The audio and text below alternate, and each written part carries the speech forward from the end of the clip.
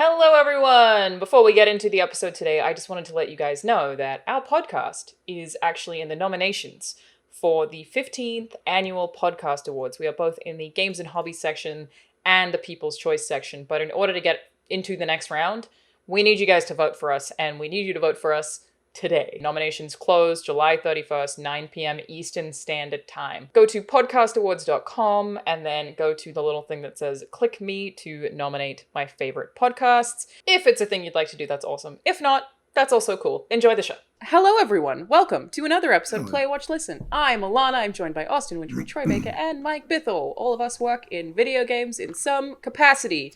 And I wanted to start the show off today by talking about the Xbox showcase. Have you seen this? Have you heard about this? I did see the Emmy nominations. We did, announced. yes. Fuck Austin.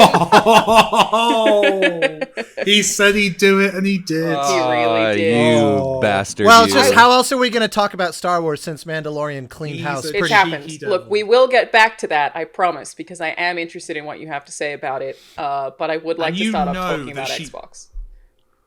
We have to, because presumably that's what you're calling the YouTube video, right? We have to start. I would like to. I always have a title in mind when I start the show out, and then sometimes I'm like, I didn't fucking work out. And I then don't we're know just, what the I'm entire doing. episode, we're just like, pull! Pull!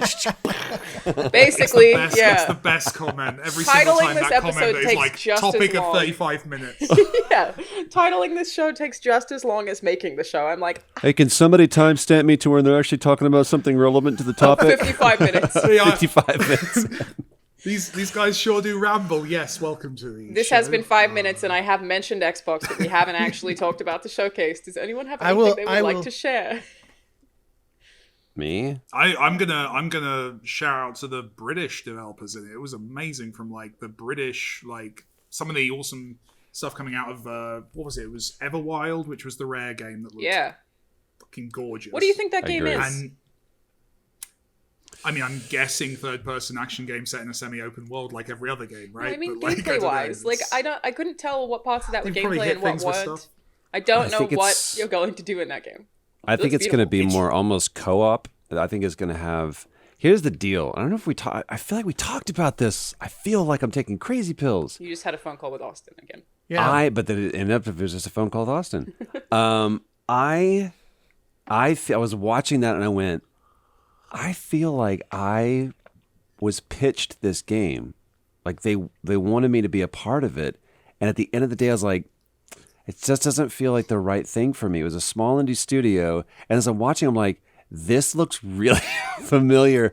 And I was This like, is rare, though. This is rare. Well, I guess it In could which work way? through that pipeline. No, Rare. It's No, like it's Rare like is the in company studio. Rare. oh, rare. I was like, this is rare. What's rare, Mike? It's medium rare, yeah. It's obviously rare that Troy says no, because Yeah, true story. And everything. I mean, it's just We lost Mike. pragmatically. Oh, no. He's quick this morning. Austin's been up since earlier than any of us. He's like, I got him brewing. But no, I gotta say think, that hit harder than expected. I feel good. Well, Yeah, it's he's layered purple. because he said yes to Give him a Mike moment. as well, you know. It's true, the and the point.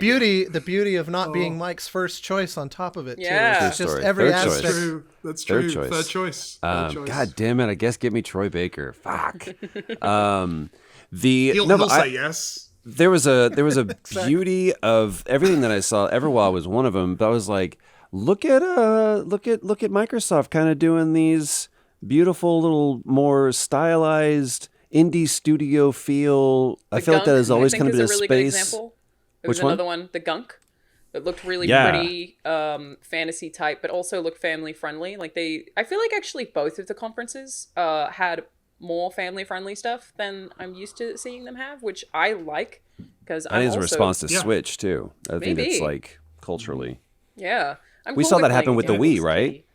There was a big overcorrect when even THQ was like, as we talked about before, Wii comes out and it's like, oh, this is how you sell hardware, is you make it marketable to everyone from 8 to 80, and so let's do more stuff like that, and nobody could capture that. Like even Disney Interactive couldn't capture that market. It was just wholly left over to the first one to market. So I think that this is a response to also some Switch stuff. I'm like, man, people are really, yes, we have our big tentpole AAA titles, and we're definitely going to showcase those, kicking off with Halo.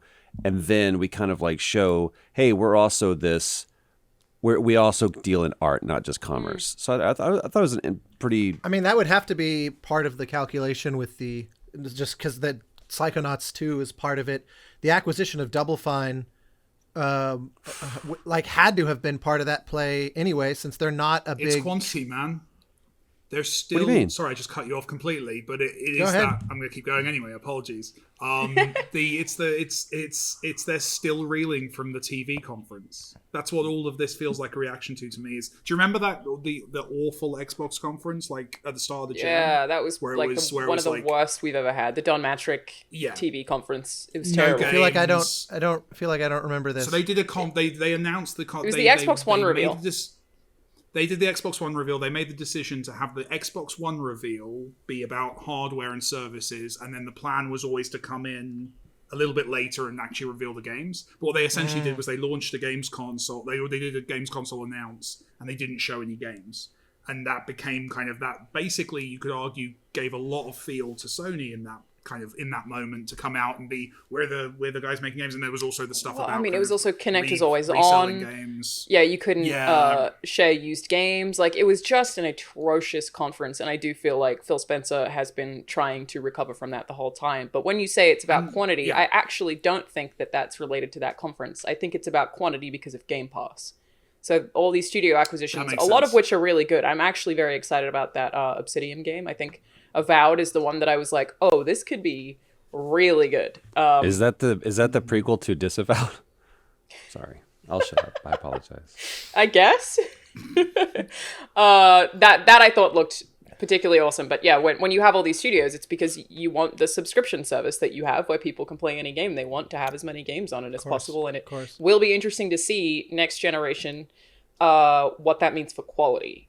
These are all quality there is definitely a budget thing. There's definitely a budget element. Like, I saw someone tweet this and it's totally true. If you look at that with like the developer budget brain, they're definitely making more games at a lower price point, and Sony are making fewer games but at a higher much price more point. Expensive looking. Yeah, that's how it feels. Like, looking at that's not me criticizing the games. But that's an important distinction, though, Mike. It feels like they're doing that. But are they doing it from? You said they're making it that are more expensive looking. Do you think that it's just production value, or is it production budgets are going? Do you feel are going? This is all. I think, and this is completely unfounded. I think they're making a choice outside of the big temple. So something like Halo, obviously, is very much a spend as much as you need kind of situation. But with all of the games like we're talking about, these kind of the smaller games, the stuff from Rare, the stuff that they're bringing in from independent studios, I think there is a definite kind of intention to kind of spread their bets, which plays into what Alanah's saying of like having new content, lots and lots of games is good for them as a subscription service, whereas Sony is very much about kind of like something like Last of Us. They're talking about Last of Us for like 2-3 years before it comes out. It's a big kind of ambitious, genre defining kind of project. I'm not saying that the Microsoft projects don't look cool. They look really cool, but they also look very practically made and kind of things that we're going to get to play in a much shorter space of time. And do you think that spreading their bets? I think it's a good thing. I feel like, do you think that it's a sustainable model or mentality to make as many as possible in a kind of gristmill way, just because we live in a world like you look at? That's what they're doing. I don't think it's they're as many cheap as games. possible. Like, I want to be really clear. I'm not saying they look cheap. I'm saying they look shorter is what I'm thinking they probably are going to be. We're going to get more of them more often. And I mean, there are 10 million Game Pass subscribers already. It's not like they haven't been making that money. Also, Microsoft is the biggest company in the world when it comes to their actual market capital. Like, they have so much money. Mm-hmm. Obviously, they're trying to recoup that with Game Pass, but also with xCloud by going to mobile is like part of what they're doing with xCloud. Like, they want to get every market in the world on this thing because there is so much untapped money in the games market with the way that we make games in the West, which is all console focused. And I mean, I feel and also like that money's coming. Sorry, please. No, go ahead. I'm being really rude. I'm being terribly rude this episode. Please go for it. I was just going to say to what you were saying, Mike, which is that if Sony are making these blockbuster titles like your Gods of Wars and your Last of Us's and your Horizon Forbidden Wests, You got then- your The Last of Us's, and you got your Halos, and you got your Horizon New Dawns. yeah. You got those. But then Xbox are making smaller titles that are like, I'm guessing like a Hellblade 2 is going to be a 5-hour experience. As someone who is automatically invested in both of those ecosystems, I feel like I'm winning. I get both of those things. You are. It's great. You are, and they're making more money from you, which is the interesting aspect in terms of, especially with Game Pass, because everything flows through Game Pass. So even if you're, if you're playing an indie game through Game Pass, the money's coming into Microsoft, and then Microsoft have done a deal with that indie studio, and those deals can take different forms, but the money's always flowing through Microsoft. If you're selling a console, and then you know that Ubisoft, EA, Activision are going to be making their games and releasing them, yes, you get a little cut of every game that's released, but you don't control the entire economy, which is part of this. Is if they know with a subscription model, they know how much money is coming in every month. It's a really predictable, understandable number. It keeps their cash flow really clear through the year. That's the other aspect of the games business. Is for AAA, they make a lot of their money in Q4, not so much money in Q1 and Q2. Right. You know, it's though there's that kind of that distribution throughout the year.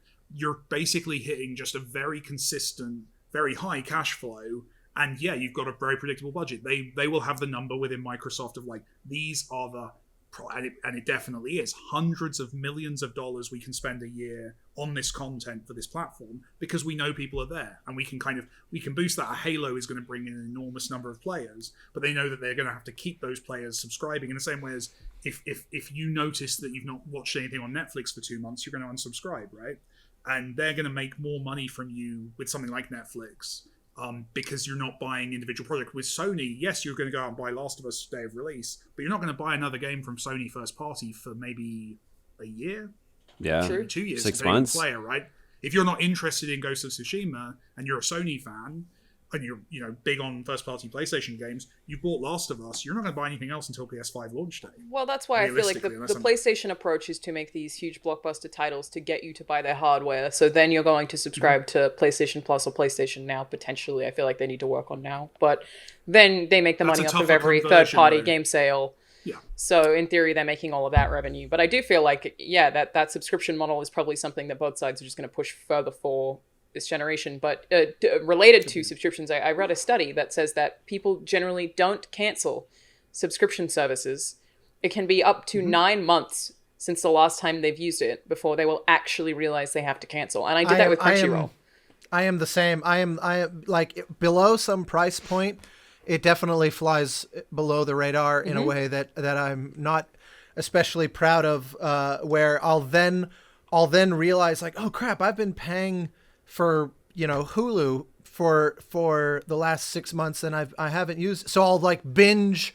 I'll do an obscene amount of binging to kind of to make myself feel like I'm recouping that in some The way. loss, yeah. And people have added it. That's why it's such a good system. Sorry, go ahead, Troy. I will also do, like, we just did an audit of subscriptions that were like, why do we have this? Like, I had like Epics, and I had Epics for one show that's not even on anymore. So I'm like, I don't need this anymore. So I went and we did a mass culling of all of our superfluous subscriptions that we have. And that was one question that I was curious about is, what do you think the rate of attrition will be for people with Game Pass?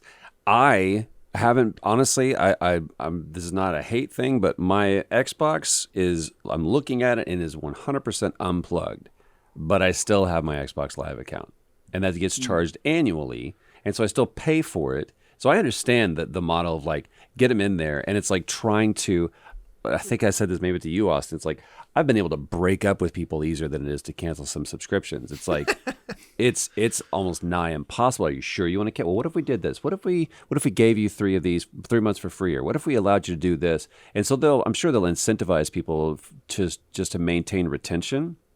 But my question is still, I know that we've talked about it, and I think, Mike, you're probably the best one to answer this.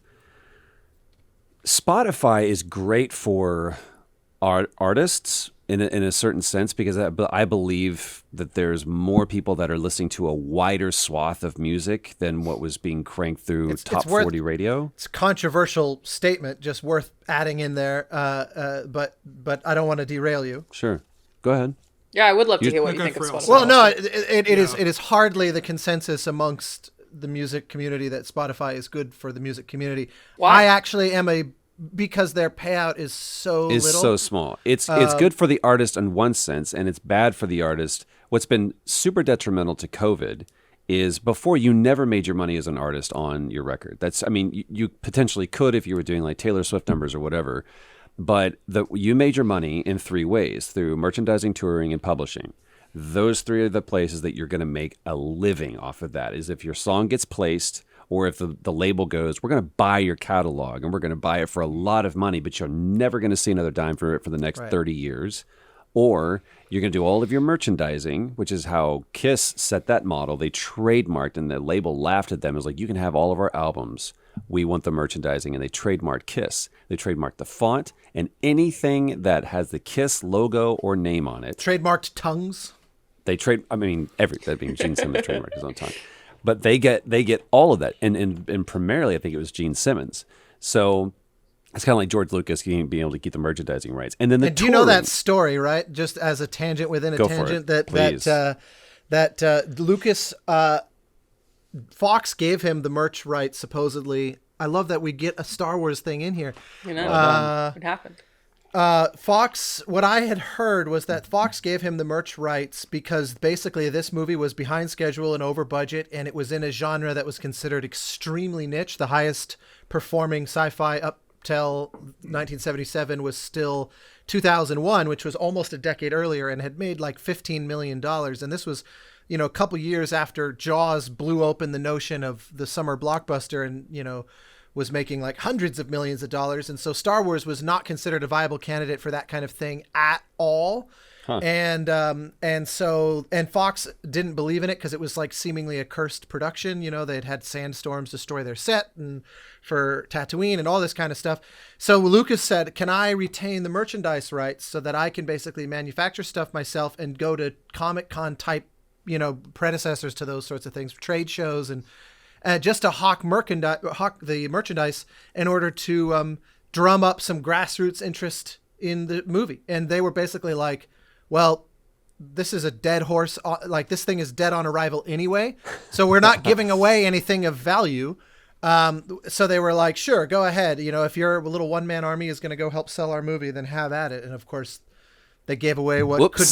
Yeah, like God knows what those toy industry, like Star Wars action figures, literally changed the whole industry. It changed our approach to even making animated shows. The company, right? I gotta. Because I wonder if there's. Are you gonna be Mike Bithell right now? Yeah, I'm gonna do my version. Star Wars action figures changed the toy industry. That's my setup. Talk amongst yourself for 30 seconds because while he does this, what I was going to say was it's beneficial for the artist in the sense that there's artists that I never would have heard of, and I've been able to enjoy their music, and I became a fan, which could potentially be more financially beneficial for the artist, and it's been detrimental to the industry as well. Like the record industry is like, fuck, I don't know how to make money on this. So what they ended up doing, Austin, that's so cool. Oh, I want to let you know that he is also in a loving relationship too, by the way. Like he ticks all the boxes. Austin's just a triple threat. Yeah. This is every single original from 1977 to 1984. Oh my God. So if shit goes south, he can always sell that. If this music thing doesn't work out, he can always just go. Exactly. That is so cool. I don't even think I knew you had that, dude. Where was that? Yeah, I may not have a magic bookcase, but I do have a complete Star Wars toy collection. Holy shit. I did not know you had the original. Where is that normally? Pulling out our 80s toys. Nice. What the hell is The that? original 80s Tron toys. I mean, I do have Star Wars toys, but it's a hot toys. I wonder if Bruce Boxleitner kind of walked onto that set thinking he was hot shit and had no idea who Jeff Bridges was. He was like, you're the kid with the red shoes or whatever. You're the computer wore tennis shoes. And he's like, I'm Bruce fucking Boxleitner and I'm Tron. And it's like, everybody's going to remember Jeff Bridges after this. You're going to do Scarecrow, Mrs. King, and then go away for a long time. And pray for a sequel. He has the best line in the entire movie, which is, we made it. This far. That's a true story right there. The But reason only I asked about only taught by Jeff Bridges, because Jeff Bridges goes like, finish the game. No, he just screams for no reason. Oh, it's such. I love Tron so much. Anyway, Tron is Such a good. good movie. I'm asking my You were bits of the asking a question. question. There's been Okay, four yes, sorry. tangents. Sorry, Yeah. go ahead. Yep, that one's on me. Do you feel? Yes, they can now say, "Hey, do. quarters I do feel quarters are kind of like irrelevant because we're going to be making money, on the constant. We can be able to predictably have this model that says we're going to have 3% attrition, and that where you have this many users, and where growth rate is this, so we can say we're going to have X many millions of dollars to be able to spend on games." And while yes, the Halos are going to get the majority of that. Do you feel that is going to be beneficial to the indie dev, or do you think that the only way it becomes beneficial is if Microsoft goes, it will only bid if you come under our shingle and do like what Double Fine did, so that Microsoft ends up becoming this aggregator of developers as opposed to just being a publisher? We know it already has helped some indies, but I'll let It's you talk helped to me. that, Like, Mike. Like Double Fine? No. No, Like no. like tiny builds. Like there are people whose games have only gotten audiences since they were on Game Pass and have seen a correlation with sales increase by up to 10 times since they were on Game Pass because of the amount of new eyes that are on those games. So Game Pass. But does that benefit the dev? Because if it's Well, yeah, because they Yes. have 10 times sales. I'm not saying downloads. Sales. So so there's a few answers to this. One is exactly what Alana's talking about, which is yes, having your game in front of more people, it does help. And I think rather than something like Spotify where it's all of music ever, because this is a more limited kind of platform, your game is being put in front of people more because it's being served on that storefront. Spotify doesn't have a front page where they show you every song that's been released that day, or if they do, no one ever goes there. You go and listen to what you want. They do to a degree, but I think it's like Steam, where the amount on the front page versus the amount after that is 10,000 to 1. Yeah. So right now, like a company, like Tiny Build with their stuff that they've talked about, or definitely seen the same thing happen with like Thomas Was Alone when that's been in various ones of these, and I think I mentioned this last week, but other Rocket stuff. League was the same thing. Rocket League was a PS Plus title on launch, and then just blew up. And look at it now, go free to play. Yeah, I did massive. not remember and you that. can see, actually, it's interesting seeing with Fall Guys, they seem to be kind of trying to mimic the same approach, right? Fall Guys is launching either in, or it launched like a week ago, but now it's in August Game Pass. 8th, I believe, or am I It's like thinking of very something soon. else? It's very quick. Let me Like it's check either that. launching in it or within a month, and I think that's Wow. exactly doing the Rocket League thing. But there's the other thing that people don't really talk about as much, and I guess it's less glamorous or August 4th. interesting, but it's important. We're not going into things like Game Pass out of charity. We're being paid, and it's something I Sure. think people think. I think people think it's like Spotify, where it's like, oh, you get 10 cents for everyone who downloads your game. That's not how it works. It's a buyout, usually, with these things. I'm speaking very generally. I'm not talking Okay. about Game Pass in particular. That changes I'm my not- perspective. So I'm not going to talk about any company I may or may not have NDAs with. But speaking generally about these kind of schemes and approaches, I feel like we need essentially a how hidden lawyer representative sometimes. Can you say that? I- You can't I- say that.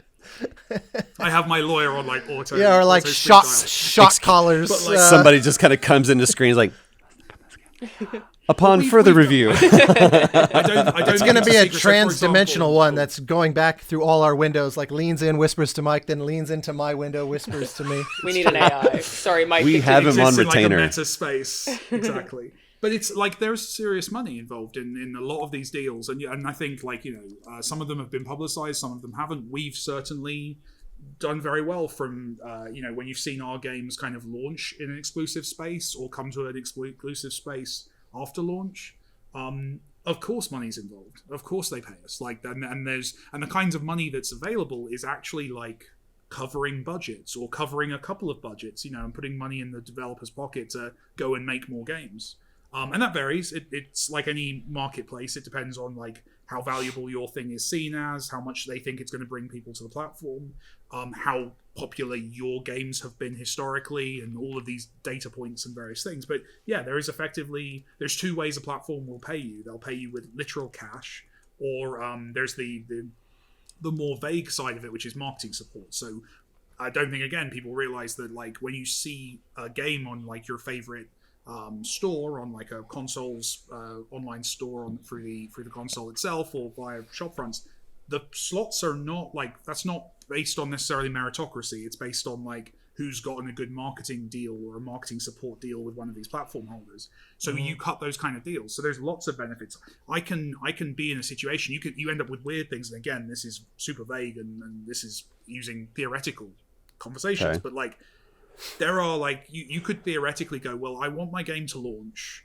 I know it's not, I know I'm not going to make much money on platform X, but they're willing to support me with marketing, say, so my game can be perceived on that platform as a big deal, and then that will knock on to more money being made on other platforms. You've got this kind of, you can almost have a platform, I've never done this, but it's almost like the producers. You could actually intentionally go, we're going to develop a port for this platform.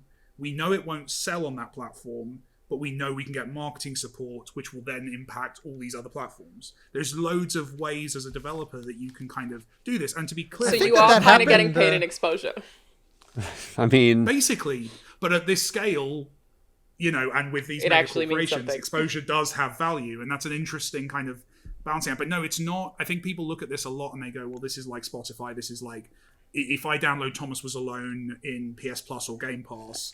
I'm giving, Mike gets 5 cents or whatever. That's not how, usually with these kind of platforms, it will be like a buyout. It'll be like they came to me and said, here's a big bag of money. Can we have your game on our platform for X months? Interesting. And then it's a choice of like, do you want to take the bag of money or not?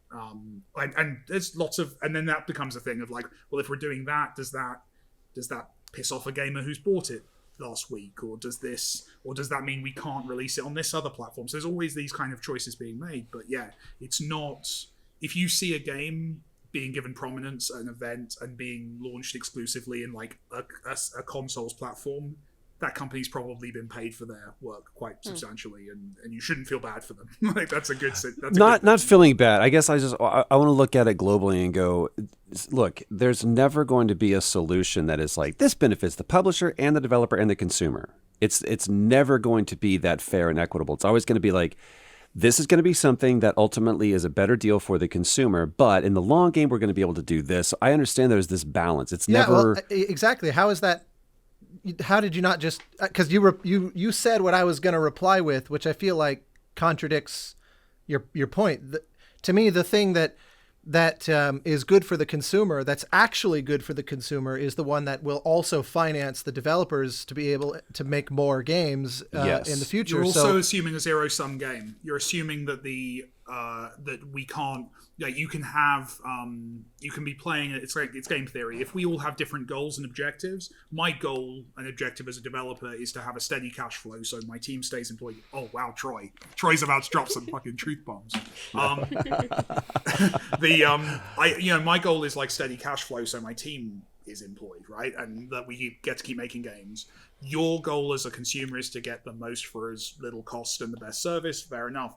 And the platform's goal is to keep their audience happy and to, not go over budget with what they're paying for. All three of us can benefit.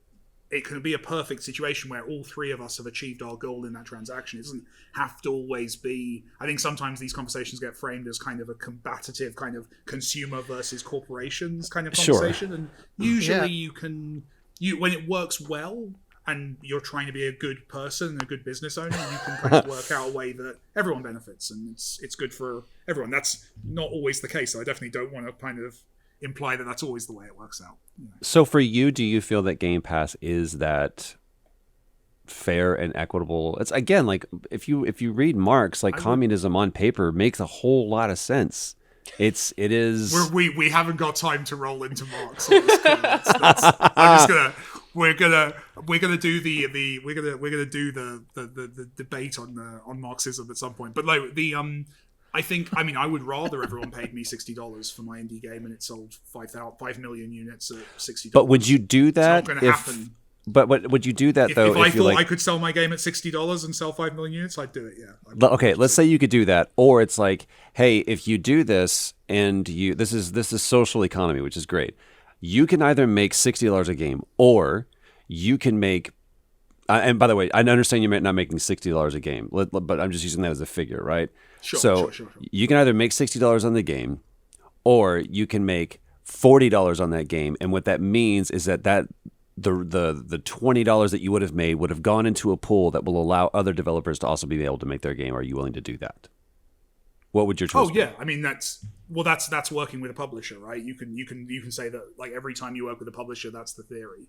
Like, you could make an argument that, like, publishers are in themselves kind of a redistribution system, because essentially publishers go into deals. They'll sign up 10 games and they assume one of those games is a mega hit, 2 of those games make break even, and the rest lose them money. And as long as that balances out, and all of the development teams who made those games got paid and got to kind of live while they made the game. So yeah, I mean, that's something that's just a part of any entertainment industry. By virtue of making a successful game with any publisher, you are in theory just continuing to help the industry.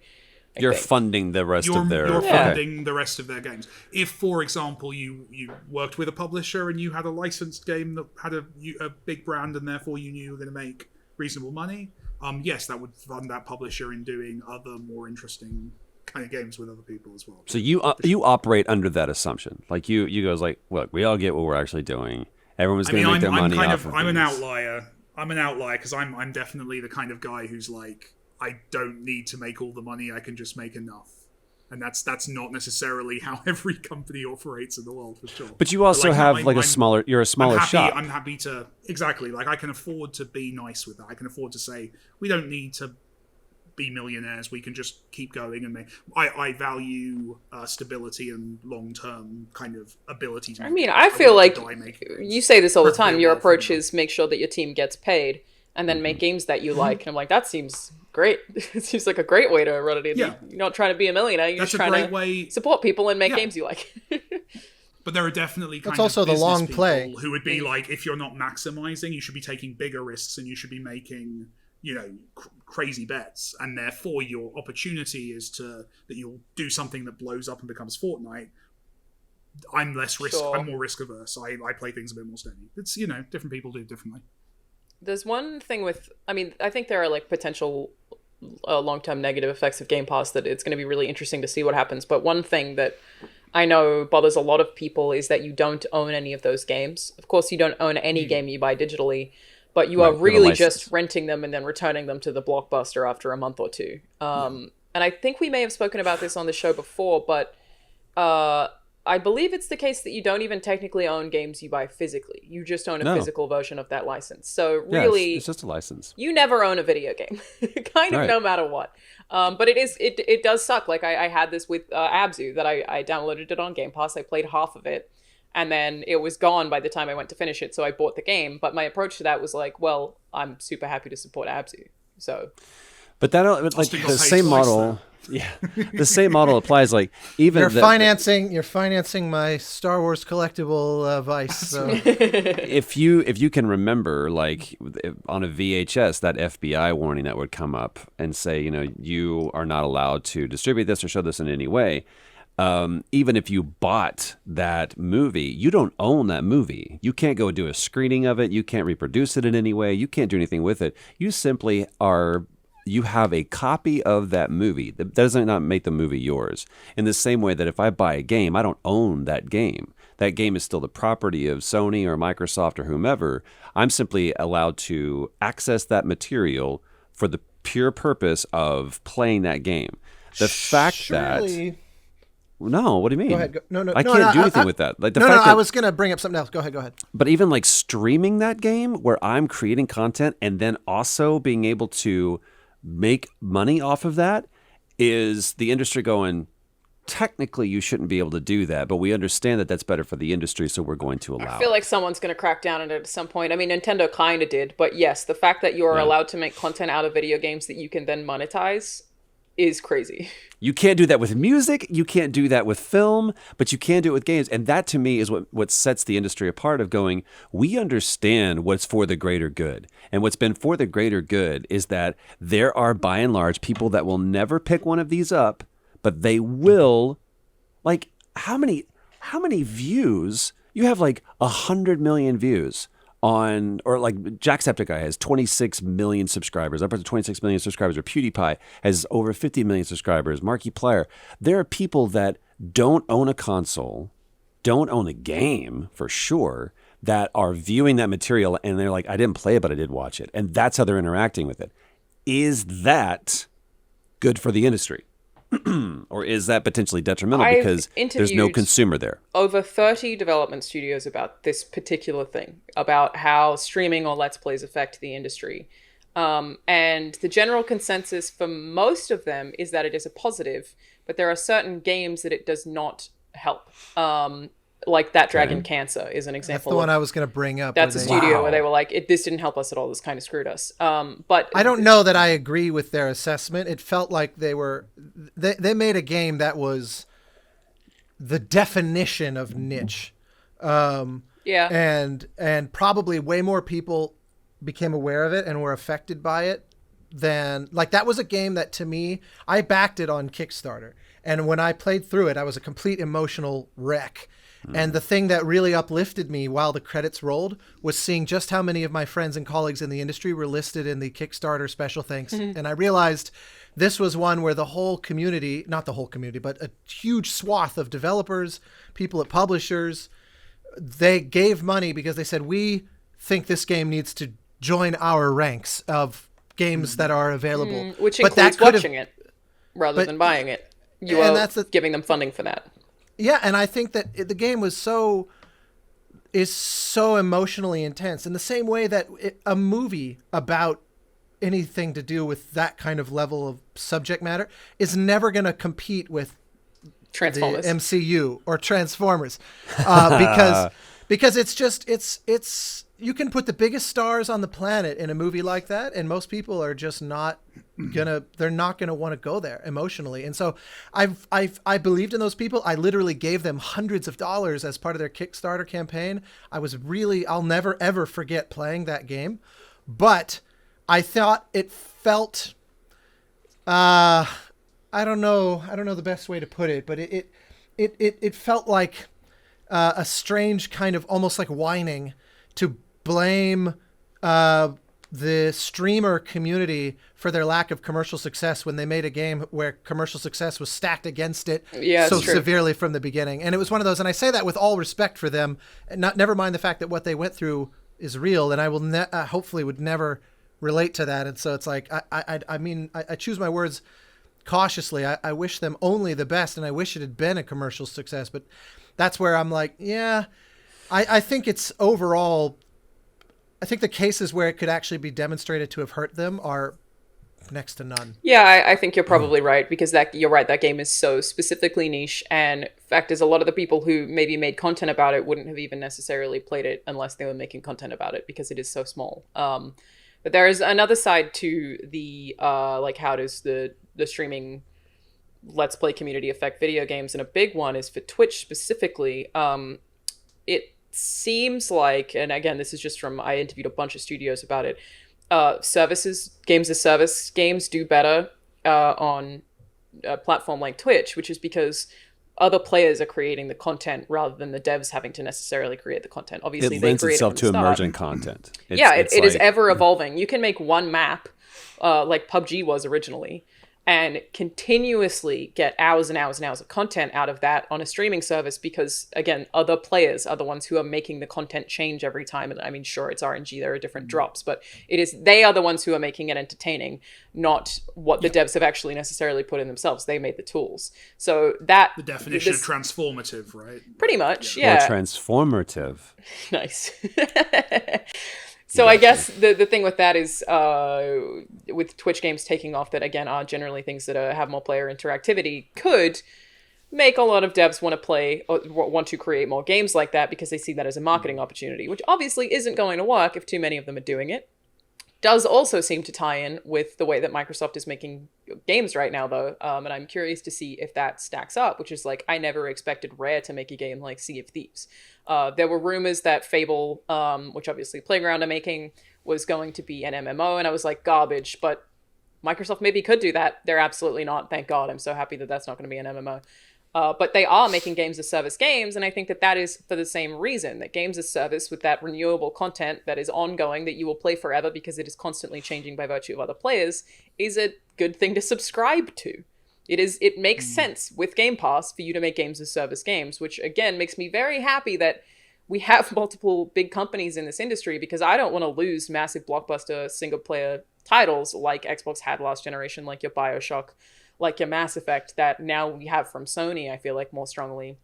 I feel like Nintendo is still making some of those titles too. Like obviously Breath of the Wild has got to be one of my favorite games of the entire generation. So I'm just glad that we have multiple companies still existing and still being profitable, because otherwise I feel like if it were just driven by business, we probably would see everything go in the direction of games as service subscription, and I don't want that. Well, I think it is driven by business. Movie and TV, right? With Netflix is absolutely dominated, and we don't want that. We don't want that kind of one. At least Netflix is still making different stuff, though, right? So that's like true. They'll publish The Irishman, and then they'll publish Stranger Things. Like we're still getting very different pieces of content from Netflix. They just want whatever you'll watch. Whereas I feel like the video game industry has the potential to be a little bit more homogenous than that. I feel like I cut you off there, Austin. Oh, Mike did maybe, and I'm apologizing for him. Yeah. You said it. You said something like, "I'm glad it's not 100% driven by business, which might somehow yield everybody ending up at games for service." But that's where I feel like it's actually because it's driven by business that people realize that there are gamers that don't want that, and would be willing to pay for a God of War, a Last of Us, a BioShock. I mean, no, I do think the industry is 100% driven by business. I will say that. And I still do think those single player titles, when it comes down to it, even with PlayStation, exist because they want you to buy their hardware, because they want you to get in their ecosystem. Like, obviously, the teams making those games, like, seem to have a lot of creative freedom from what I can tell where PlayStation is concerned. I tweeted about this the other day, but the fact that Sucker Punch made Ghost of Tsushima and Guerrilla makes Horizon Zero Dawn, and those are games that look nothing like anything those studios have ever made before, and they're so creative and so cool that's a risk to make those new IPs and have them be that different from what the studio has proven they can do. Is awesome, and I'm very glad that stuff exists, but PlayStation themselves is still greenlighting that because they're like, this might sell PlayStations. We want you to buy PlayStations. Crucially as well, everything you're describing is also like from a business point of view. Like, yes, games are a business, and ultimately, like we have to make people money in order to be allowed to keep making them. And I'm sure the same is true of worldwide studios. But they're not called that anymore, are they? They're now PlayStation Studios, right? It's not longer worldwide, right? Or is it? Did they drop the worldwide? I don't know. No, it's PlayStation Studios. It's PlayStation Studios now. It was worldwide. Now it's anyway. But like. It also, though, what you're describing is in itself marketing. Like, the idea of Sony has been very aggressive over literally, like, a couple of generations of console now about going artistic, going kind of, we make a classy kind of game. We make something innovative. There are games that they've put out, like, that don't make much money, but that have had sequels and stuff because they're weird or quirky or interesting or different or cool. And I think that's part of that is in itself marketing, like allowing. Where is Knack 3? Allowing your creative teams to be creative is also a good business strategy if your business strategy is for people to think of PlayStation as the place where there is that kind of innovation and that kind of originality. True. I mean, for what it's worth, it all ties back in. My career would not exist if what you just said were not true. You were going to work on Dak. Exactly. No, that's true. I mean, Journey is PlayStation doing that. And that's like a very good point that I've actually never thought about, Mike, is that there is also, because I feel like I do really think about this stuff in a way that's like very much, this company needs to make this much money to continue to keep making money. And I mean, the industry functions that way in a lot of ways, but there is absolutely value to PlayStation in appearing as the platform for you to get creative single-player emotional experiences, where I feel like Xbox is more focused on multiplayer with your friends. I agree with that. I mean, if you want to get meta, you could even say PlayStation has excellently targeted a specific group of people throughout their lives. If you look at the original PlayStation, their marketing was all about the club scene. It was all about being cool and hip. Then it became about being an interested young person. Now there's a lot of games about dads.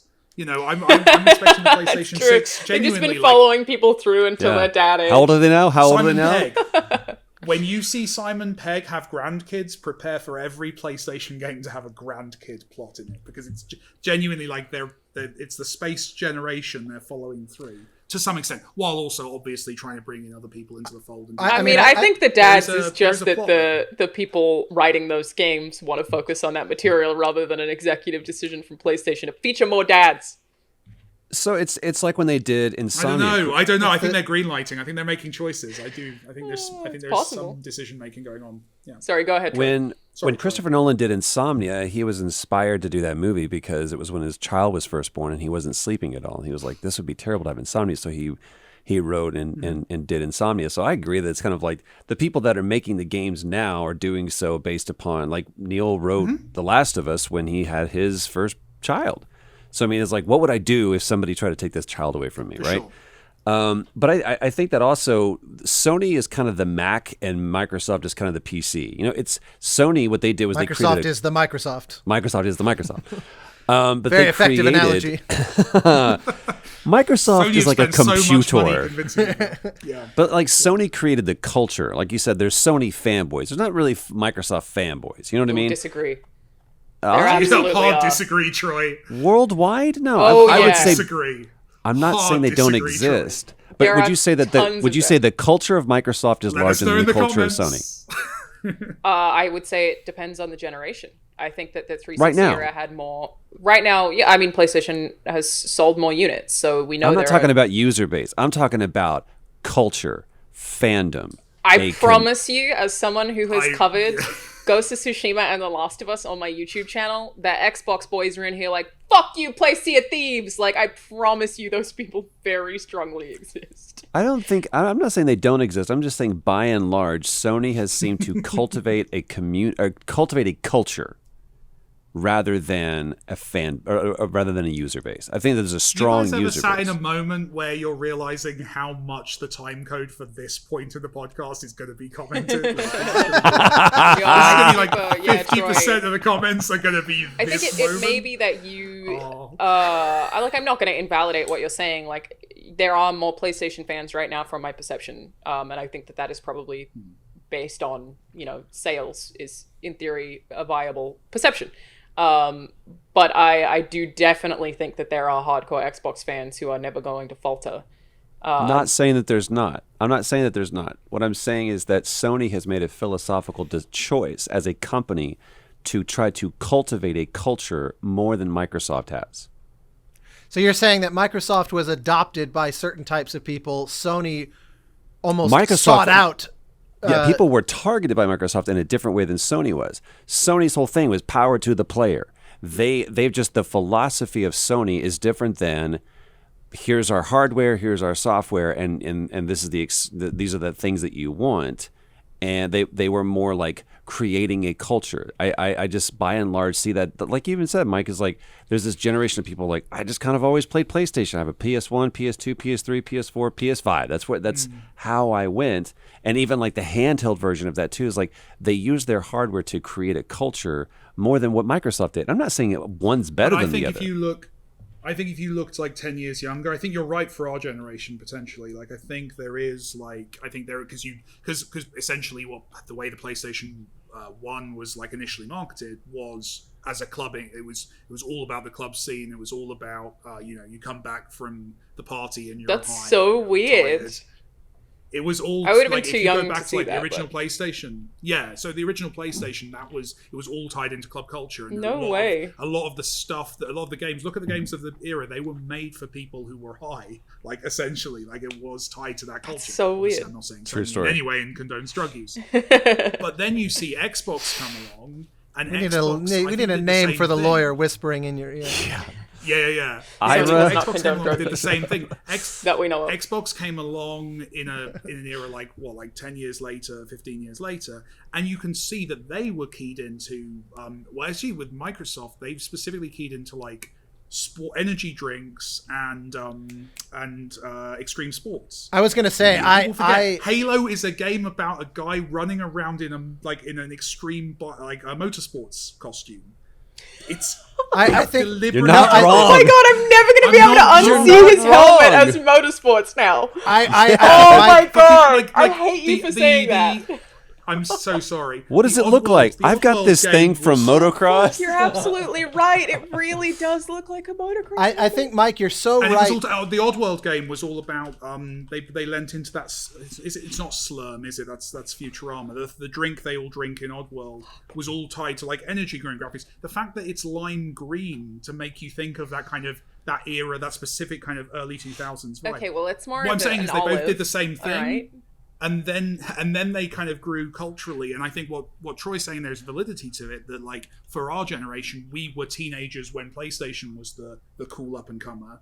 I think there's a generation behind us for whom Xbox had the same role, where PlayStation was the kind of slightly dustier, more traditional console, and Xbox was what you played because that was the thing that was being endorsed by your favorite sports guys. I think your as feel like validation I'm the for that. generation behind you. Sorry, Austin, go ahead. Well, just one quick anecdote that supports that is Don't say that, Alanah. It makes me feel sad. I think I am. You probably are. Yeah. When I was growing up, and I was, massive gamer my entire childhood, I was definitely, as someone growing up in the 80s and 90s, being a gamer was like the cliche, you're in your parents' basement kind of thing. And I remember the first time that the people I associated with, like, the bro dude bullies that hated people like me for being gamers was people playing Halo on Xbox in frat houses in college.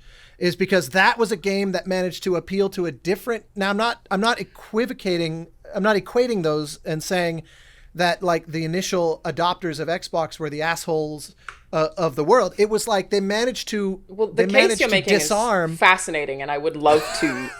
Like, you just triggered. I have this thing in my brain where I'm like, write a feature about that, because what you're almost suggesting is that that original Xbox and Halo being marketed as frat bro cool motocross energy drink paved the way for people who are not seen as nerds to get more involved in video games. Yeah, I think that's exactly it. They managed to. That's a in the huge same suggestion. way as time, as well as it's the same thing as when you tie PlayStation to the club scene in the 90s. Same objective. It's exactly the same thing. That Nintendo have always been the company that they make games that are entertaining, and if you think they're silly, that's on you. There's enough people who like Nintendo, and they've stuck to that messaging like from day one. But it does have the side effect that Austin's talking about of like Nintendo was seen as a kids console, so there was always the opportunity to sell games consoles to teenagers, and that's where PlayStation come in, and that's where Microsoft come in with the Xbox, with the original Xbox. Same thing, same strategy. And I can add just teen culture is all of it. Yeah. Again, it's very personally anecdotal, but to that notion of what Troy was getting at of the difference in the types of culture, sort of branding or positioning, or however you want to frame that. Back in the day when we were approached, Genova Chen and Nick Clark, Kelly Santiago, and I, and that very initial embryonic team that became that game company for launching Flow in 2006. My memory of how that conversation went down, or what I overheard basically, was that Sony realized, with the PS2, they already had, God of War. I assume the PS3 was just around the corner to launch, and I'm assuming that Uncharted was already in production. I can't remember when Uncharted 1 launched, but 2007. That was okay. Yeah, so it had to have been. Yeah. So point is, they knew they were already reputed, and obviously with the relationship with Kojima and things like that, like they already had the big single player blockbuster branding thoroughly associated. And the thing that they were going for with the PlayStation Network, which was their big novel move, was we can approach smaller developers to make smaller games where it doesn't even matter if they turn a profit, because first off, their overall cost is so small that it's not even a huge loss for us. But they draw people in, and they show that we are this wide spectrum platform and we can incubate weird new talent. Because I remember they signed us, and they signed Jonathan Mack. John Mack made Everyday Shooter around that same time, and it was like these very unusual, weird games that were like indie, but also they were exclusives to PlayStation. And it seemed very much at the time like that was the whole point, was to say, come for the Uncharted, stay for all the interesting weirdos. Kind of the GamePass strategy as well, in a certain way. Like, everyone's still trying to do this. Like, I was also going to say anecdotally, like, I was 8 when the original Xbox came out. And again, very anecdotal, very personal, but I remember I'm sorry. The way that I looked at them was PlayStation was the Japanese console, Xbox was the American console. And I feel like that's how I saw it in my head, was that Because I always had both. PlayStation was the one that I went to for Japanese games, for Final Fantasy, for a big RPG, and then Xbox was the one that I was playing brute force on. Like, it was just... Oh my god, do you know what's really weird? I thought brute force, as you said, like, genuinely, I thought... So you guys were the ones that started pressing record at the same time then last week. You guys are synced up. I bring up brute force more than I have any right to, but I have a specific reason for that. Because it's the quintessential Xbox game. It's the last game that my sister and I played through fully co-op. Because we had this point in time in our lives. Yes, me and my sister as well. Yeah. Oh my god. She stopped playing video games, and I didn't. I just kept going. But we grew up playing N64 together, and then we got an Xbox, and the last game we finished on co-op before she stopped playing games was Brute Force. So I always just tie that with that console. Here's a question. No, I used to play Halo and Brute Force with my little sister, and it sounds like I was the other party in that simulation. Am I remembering this correctly, that Microsoft, like, the Xbox was the first to go online before PlayStation? I think is that an accurate statement? That's what I thought. I thought Xbox Live launched before PlayStation Network, but I know Xbox Live also charged before. Because you had SOCOM came out. I can't remember when that. I think SOCOM came out after Live though. But it was. I thought like Halo was one of the first. Like, Halo was kind of like, hey, you guys can go online and play this together. Like the ability to do that. Halo was almost the launch title for Gold, if I remember correctly. So yeah, that sounds right. Halo Xbox 2 Live was live. Though. Yes, Halo 2. So that goes to Halo 1 was LAN. That goes to your point, Alanah. To my mate's house for Halo. Yeah, see, that's exactly what I'm talking about, Mike. That was the culture that Microsoft was building, which is like, go to your dude's house and we're going to play Xbox. Like, it became like the brand name for playing video games was playing Xbox. That was the culture. Yeah. But that's not what Sony was. It was well grew out of the PC LAN scene. So we were all like LAN gamers. We all took our Xboxes and you plugged it in the same way. And yeah.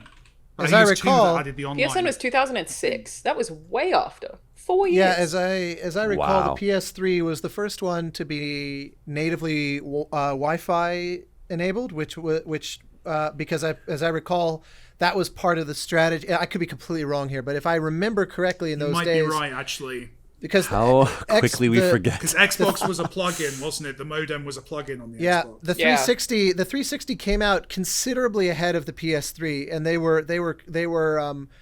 it looked like PS3 was going to have a pretty serious uphill battle. And what Sony did, their kind of coup move, was by making the PS3 naturally Wi-Fi as the default state. You remove one barrier to entry right there, and then on top of that, the PlayStation Network was, you could download games from there, and I don't believe that the their whole catalog was quickly becoming available online, and that I think was also novel, if I remember correctly, because you could do that on 360. You could, like, you had Xbox Live Arcade and stuff on 360. Well, you mean full games? But it was only Live Arcade games, as I recall. Yeah, you might be right. Yeah, I think PS3. You might be right. PS3 might have done their like first party big box games downloadable for the first. Possibly. And exclusive and downloadable exclusives. I guess that was the answer to the Live Arcade. I just remember. Because I'll never forget my I guess it was my second GDC was when Flow at the main big award show won downloadable game of the year. Yeah. And it was like, holy shit, because like BioShock and Portal were winning all the other awards that night, and God of War 3. And so it was, and Assassin's Creed. It was quite a year. Yeah. But that notion of like being a downloadable title was definitely kind of like the kids' pool or the kids' table at the wedding reception. I feel like that's now been replaced with Indie Game of the Year, which still kind of doesn't mean anything. Well, I never title for like the smaller ones. Yeah, I remember Mike bringing up in some prior episode here of like indie is more of a marketing term than a. He said it in a very sassy way. I recall it was business with sarcasm. Well, it's so true though, because everybody. My little joke with Journey was that it's still true to this day. Journey is my Rorschach test for determining someone's self-identification with indie versus AAA, because I asked them, is Journey, which is it to you? And basically anyone who's coming from having worked on like Uncharted or, God of War, they instantly peg Journey as indie. But if you are Mike Bithell, it's published. Yeah, exactly. If you're, I like that those are the two groups: people who've worked on Yeah. Uncharted. Like and this This one or yeah. Well, I feel like that catches like the whole someone who's industry. only heard about You games got and have your never Troys played and one. you got Yeah. your Bithles. Exactly. It was always Journey was always the other camp that you're in, because for the indies, it was owned and financed and exclusively until very recently published by Sony. I remember even Genova, after Flow and Flower, that game company had built up quite a lot of street cred as an indie developer, despite this kind of slight cognitive dissonance. And we went to go record Orchestra for Journey, and I remember Genova going, I wonder if this is going to hurt our indie street cred, because you're selling out to the man if you can afford an orchestra. And it was like, that seems ridiculous. And goddamn if I didn't see a few forum posts of people being like, I liked TGC back when they were more indie and made games like Flower. And I was like, oh my God. I remember Kirk Hammett from Metallica saying the same thing about Flower the exact versus same Air. thing That's when a they solid did an orchestra. opening sentence there. Kirk Hammett in an article from Rolling Stone is like, the Black Album just come out, and they're like, how do you feel when diehard Metallica fans respond to you and say that you're a sellout? And he goes, they're right. We sold out Wembley. We sold out. Sorry, he was like, we do sell out. I was like, we're Metallica.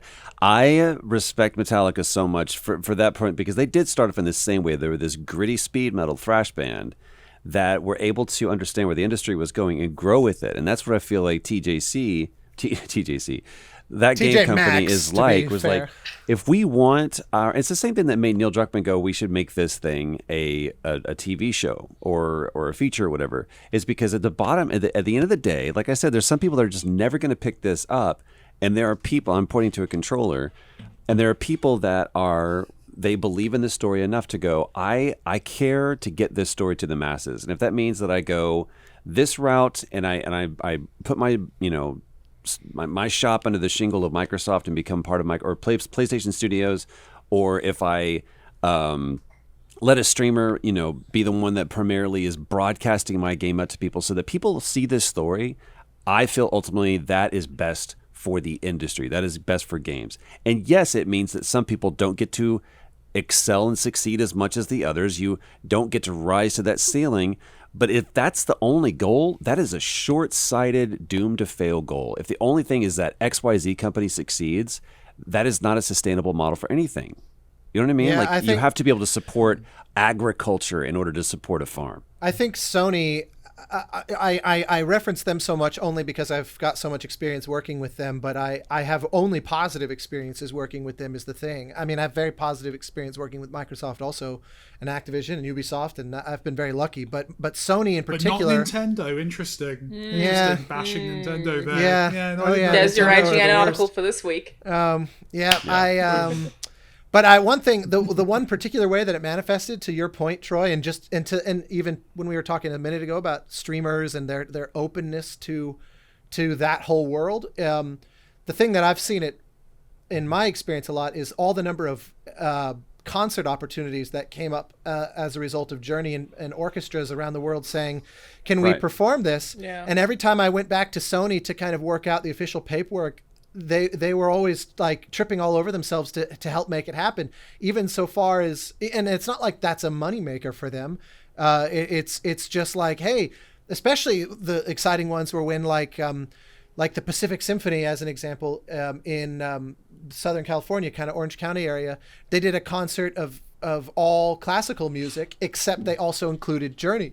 And so it was like, there's this idea that there's 2,000 or 3,000 people in the audience that did not go to this for video game music, and probably a large contingent of which would have the knee-jerk assumption that video game music is 80s chiptunes that doesn't need to be taken seriously, which is the wrong fact for that happened multiple is reasons. very But fucking to be cool. clear, Yeah, it was an amazing experience, and that is amazing.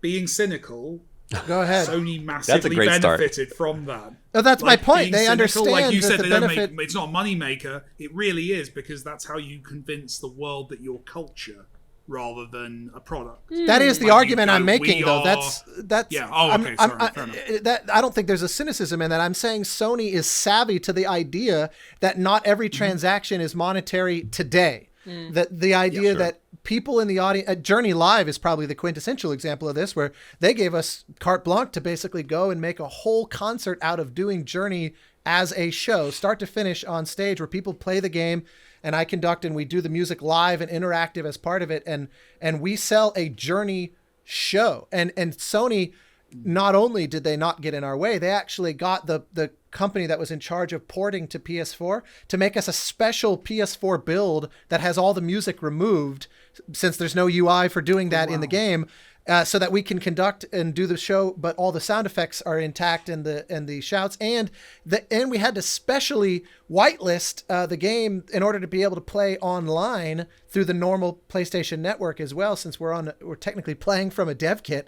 And they went out of their way to see all this happen, and it's not like it's, the ticket sales are being run through Sony's office or something. They're like, okay, now go do it, and basically allowing us to be messengers for Sony on their behalf. And it's been amazing, like incredible experience. It reminds me that we used to do concerts and have audiences and stuff. In the time before, and the long the after. closest in the long parallel ago that I can think to of, and I'm sure Microsoft has done plenty of culture stuff, but I know that a thing that they've done really strongly that is really persistent is Gears Inc., which I think is super interesting.